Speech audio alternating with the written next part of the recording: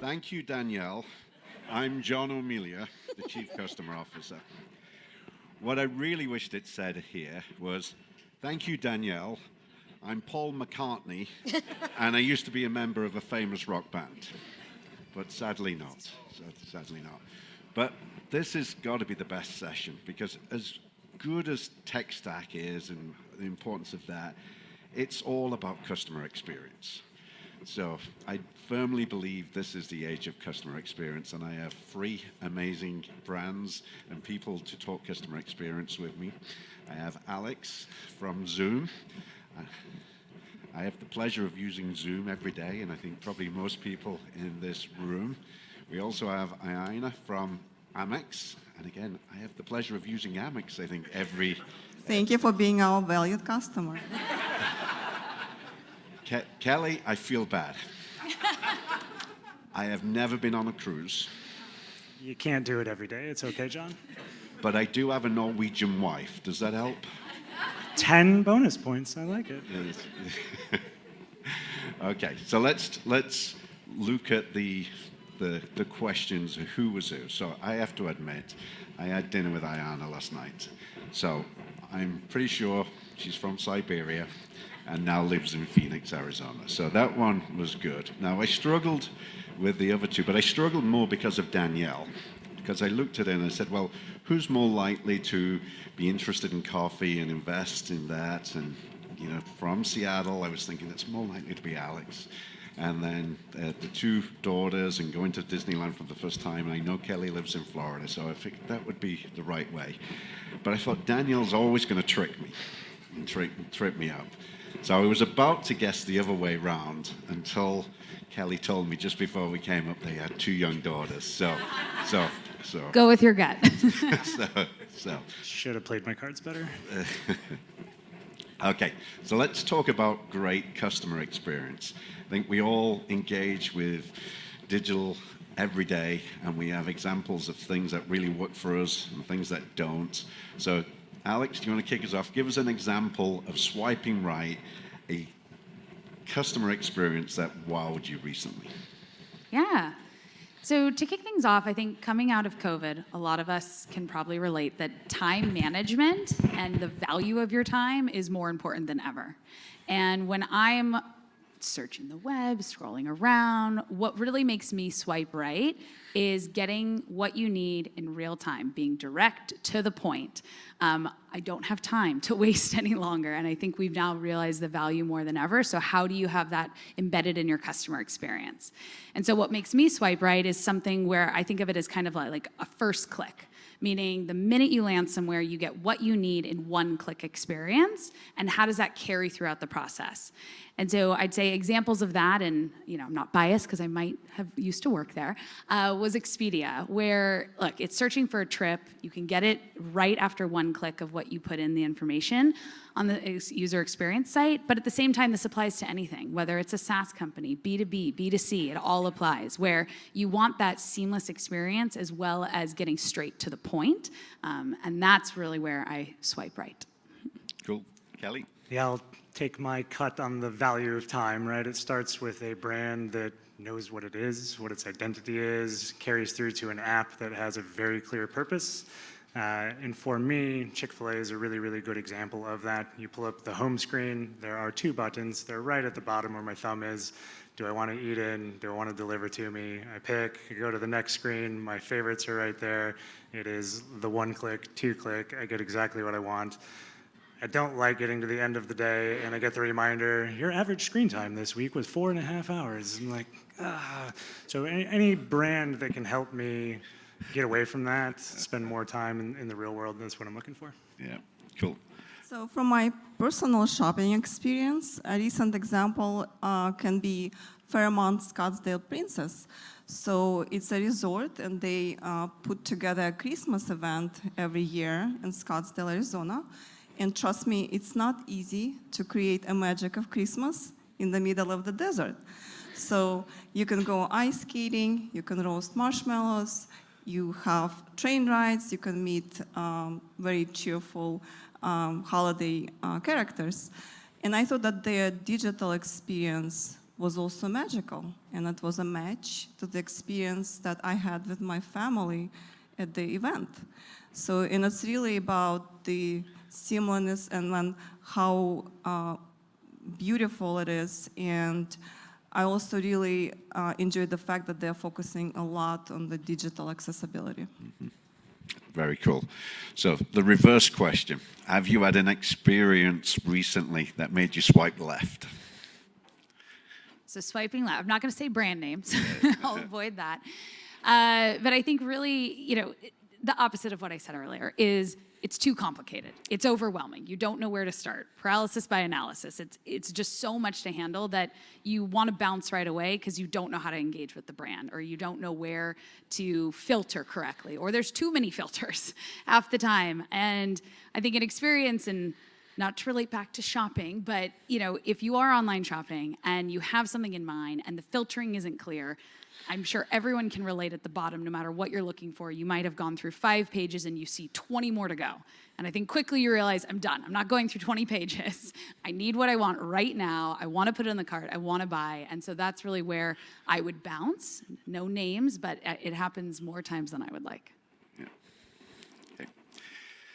Have you all ever been stuck in an algorithm loop, right? Like, I am pretty sure there are only woodworking videos on the internet. Like, I love woodworking, y'all. It's great. But if you can't break out of this loop, if you can't find a way to set your own intent in direction, it just turns me off so quickly. And it can be from the first go, where this experience is pretty darn sure it knows what you want and starts to send you down this path. And you're like, well, that's cool, but maybe not.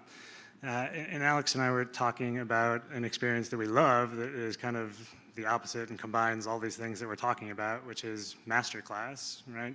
You open up Masterclass, the top is very personalized, but I can quickly filter, I can quickly find information. So it's a two-parter for me, John. Thanks for that. Okay. Hey, Anna. I think it's all the known things that can quickly disengage you from the experience, such as poor loading pages, or very confusing, or just navigation that creates a lot of errors, or you're trying to proceed to the next page and the button doesn't work, and things like that. So, and I think even within the same brand, you can have amazing experiences and you can have not so amazing experiences. So it's about creating this consistency. To avoid rage clicking, as you guys said, you coined that term. So yeah. I think that was Lucy who coined that. One of the things that really surprises me is how quickly your expectations around customer experience change. Sorry about that. So I remember coming back from COVID when I started to travel by plane again, and I don't know if you've all found this, the plane applications on your mobile phone were so much better than pre-COVID. And you was wild for a period of time, but no. Take that down. You was wild for a period of time by, much better, Kelly, thank you for that, by the innovations you saw. You could monitor where your bag was, whether it made it onto the plane, where the carousel it was going to come out of, when your plane was boarding. And that was amazing, the change. But now if you take a flight and you're with an airline that doesn't have that, you think the plane is hopeless. You feel like the carrier is hopeless. So something goes from a wow factor to table stakes very, very quickly. And particularly around the mobile experience.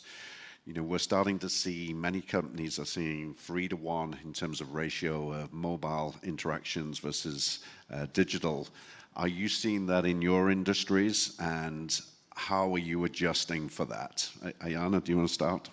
Yes, absolutely. So it's been a trend over the last several years, and most likely is going to continue. So we do need to think about optimization on mobile. We need to think mobile first. We do see conversion rates underperforming in comparison to desktop across many journeys. And I've talked to a few people here, so it is a common challenge. So, and it's not only the mobile device, but users also have wearable devices. They have smart devices at home. They have, virtual reality and augmented reality devices. So we are creating a lot of micro experiences across all of these devices. So how we can sort of create, seamless overall experience for our customers, and not only win the game on the mobile device, but across this whole ecosystem that a user would have now.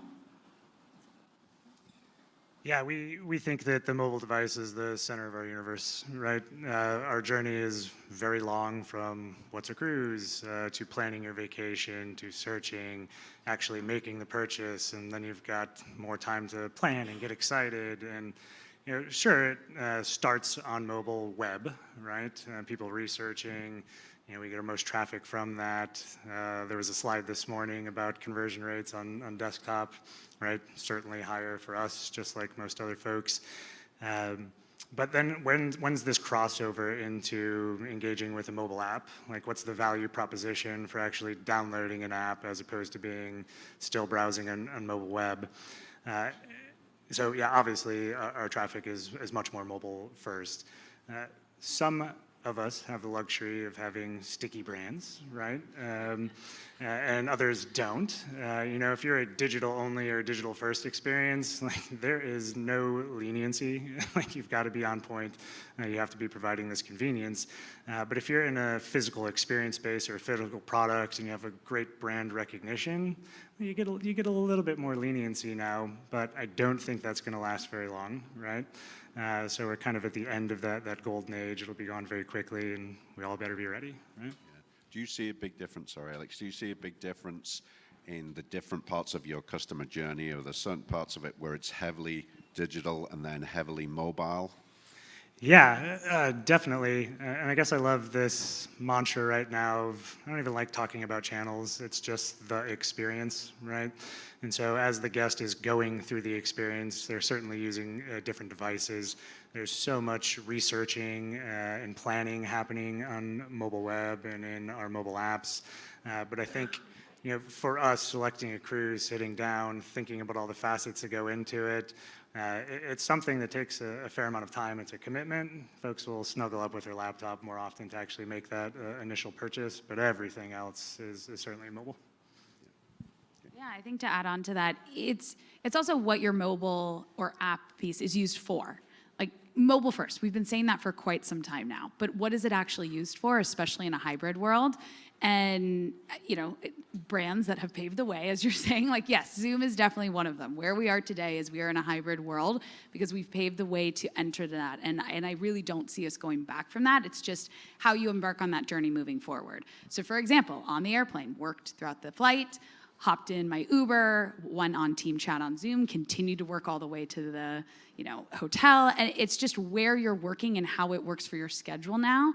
But how are users engaging with your app? Is it your product? Do you make a purchase in it? Are you providing additional incentives to use the app, whether it's discounted prices or coupons that you can only get within the app? So I would think about it as your customer journey goes and how you measure it. Why are they using the app, mobile versus desktop? And then you should build for that in mind, because it might not be one size fits all, and they might be using it for different aspects. Yeah, I must admit, I want to share a story. Is Jonathan in the room? Is our founder in the room? Okay, it's safe to share the story. I think he's watching. On a Friday morning, we have a forecast call religiously. Pierre, who drives our CRO, we go through our forecast call of how the quarter's shaping up. And occasionally, Jonathan will dial in on Zoom while he's driving. And it's the most terrifying experience. Just being... We're embedded in Tesla, so does he have a Tesla? Driving with Jonathan's an adventure at the best of times. But when he's on a Zoom and you're sort of braking with him, and it's It's a mobile Zoom I struggle with, I must admit, especially when Jonathan's driving. On the mobile application, I have 4 teenagers. Well, no, 2 are actually in the 20s now. I wish I had 4 teenagers, but they use the mobile phone for everything. And I find that the patience levels are non-existent. If they can't do it within 10, 15 seconds, they're almost throwing the phone across the room. Do you see that when you analyze your users? Do you look at consumer groups, and do you see that sort of tolerance changing? Who wants to kick off? Hey, why not? Yes, right. Certainly it's the case. But again, I think it really kind of goes back to what kind of product you're selling, where the user is in their journey. You know, at some point you're so far in that you're like, okay, I can do this, right? And you'll push through. But yeah, if you're earlier on in the journey, holy cow, like bounce rates skyrocket, right? And so looking at all of the small tweaks that you can make, I don't want to steal too much from what you're going to say, but you know, your personal thoughts about being on a retail experience, and if it doesn't use Apple Pay, like I'm running for the door, right? But you know, that's why experimentation is super important. You know, for us, we put that out there. Myself, I feel the same way. I think everybody does, and we put out a painted door, and like, no. Actually, maybe people don't care at this point in the journey, right? You know, fast forward 3, 4 more steps down the journey, they're buying some add-ons or things like that. Whoa, yeah, it makes a huge difference now, right? So the convenience factors that you think of aren't universal. They're a point in time. It's what the user's trying to do, where the friction is. And don't just assume that a convenience is universally true. Find the right place to apply it and where to actually focus on your effort. Yes, definitely. The attention span is really short. It's not even 14 or 15 seconds. According to Google, the recommended threshold of your page loading is less than 2.5 seconds. So I think we all need to do ourselves a favor and make sure that we do have page performance tracking in place, because that's an effort in itself. And then we have a program around it to continuously monitor and manage it. So yes, users are going to bounce off, but those who remain are going to persevere and hopefully finish your application. It was said earlier today, but put yourself in the user's shoes. Experience it like you would your own customers, and if you're frustrated, they're beyond frustrated. And Apple Pay is definitely one of them. I know we all spoke about that earlier, of if I have to get up and go get a credit card, I'm ready to just bounce, and I'm not gonna make a purchase. But it cannot emphasize enough that you've got to walk within your customer's shoes through the customer journey experience, because they are the ones that are going to tell you where your falls are and where you need to enhance your product, whether that's user testing or just, again, take time in your week and just say, hey, everyone, 1 hour on a Friday, go do it. Do a search, land on our site. Where do you go? What do you experience? And encourage everyone to do that. Yeah. Do any of you look at profiling your customers and segmenting the customers and adjusting the experience based on who you think the customer is? Yeah, especially in our world. So we're both B2B and B2C, and it's a very, very different experience. For those that can relate, especially in the B2B world, there could be up to 49 touch points. I know a study came out recently from Google of 49 touch points and almost 19 decision makers. That's 19 people you have to influence about your product. Where do the 19 people live? What are they searching for? How are they influencing the decision? And half the time it might get down to 2 people in a room duking it out, I think was the last comment made. So you have to figure out where you're going to influence them. What is the right message at the right time for those 19 influencers that you have to partake in? And it's very different than B2C, right? You do a search, you know what you need, you buy it in real time. It could be up to 4 or 5 months sometimes to buy a SaaS product, and that's a very different journey. So it makes it even more complicated when you have to build a user journey for both audiences. But don't underestimate that you've got to factor in both audiences along the way, because when they come to your site, you don't know right away, are they a B2B or are they a B2C, until they start to engage with you, until it's really a user intent led, that you're starting to collect data on them and understand where they go. I love the user intent led, right? So We have a number of personas. I think you have to. You have to give them fun names too, right? To keep yourself excited of these things that you're going through. You know, we have like the primary vacation planner, right? And then we have folks who, hey, you should come. Okay, you do all the work, I'll show up, right? And that's Sidekick Sam.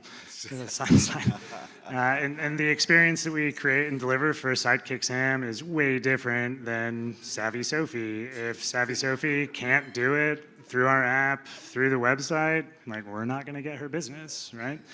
And then you're gonna love this one, Comfort Chris, right?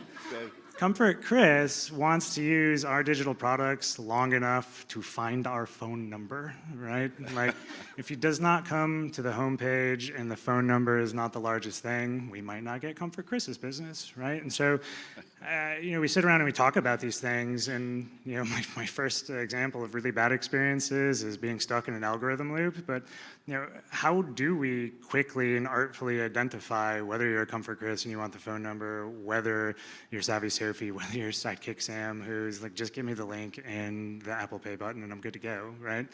And so I think that's a whole idea of like user intent led. What are they doing? What mouse movements do they have? What are they hovering over? How quickly can I identify what you are to get the thing that you want in front of you?